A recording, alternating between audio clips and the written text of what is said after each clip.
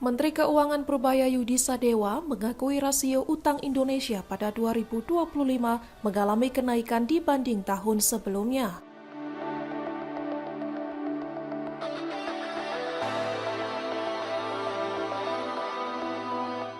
Meski meningkat, rasio utang pemerintah tercatat sebesar 40,54% terhadap produk domestik bruto atau PDB dan masih berada di level aman.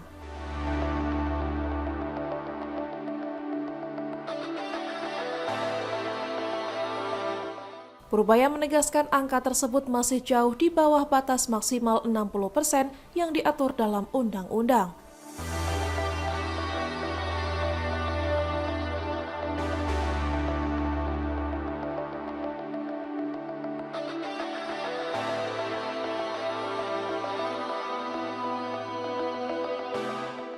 Pernyataan itu disampaikan saat rapat paripurna DPR RI dalam agenda tanggapan pemerintah terhadap RUU Pertanggungjawaban Pelaksanaan APBN tahun anggaran 2025.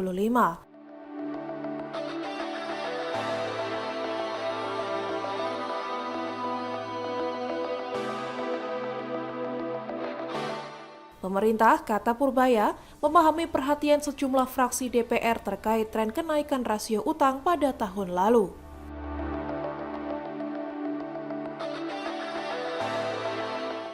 Meski demikian, pemerintah memastikan kondisi fiskal nasional tetap terjaga di tengah peningkatan rasio utang tersebut.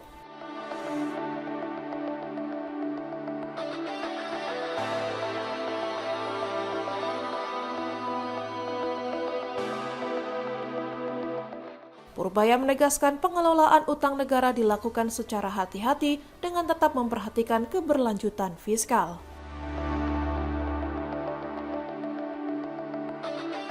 Tapi tanggapan fraksi PDIP, fraksi Partai Golkar, dan fraksi PAN mengenai rasio utang tahun 2025 yang mencapai 40,54% dan pengelolaan utang ke depan, pemerintah menegaskan bahwa meski rasio utang meningkat dari 39,81% PDB di tahun 2024 menjadi 40,54% PDB di tahun 2025, posisi ini masih jauh di bawah batas maksimal 60% PDB sesuai undang-undang, sehingga APBN kita tetap aman dan terkendali.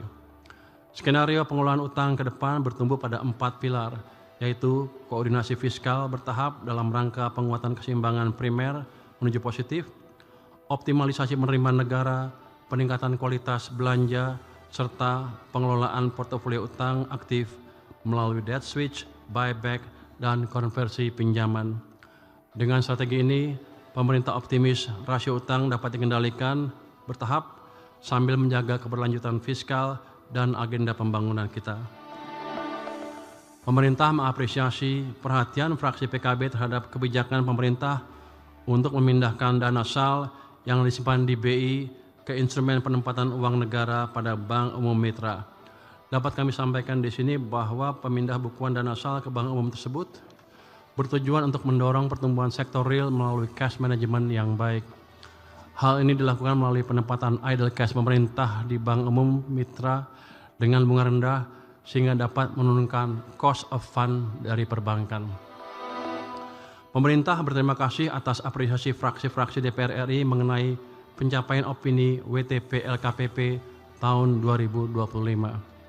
Pencapaian ini merupakan perwujudan nyata dari komitmen dan konsistensi pemerintah untuk melakukan peningkatan kualitas pengelolaan APBN berdasarkan prinsip tata kelola yang baik. Hal ini juga merupakan hasil upaya pemerintah bersama stakeholders terkait, terutama dukungan dari DPR dalam meningkatkan kualitas pertanggungjawaban pengelolaan keuangan negara.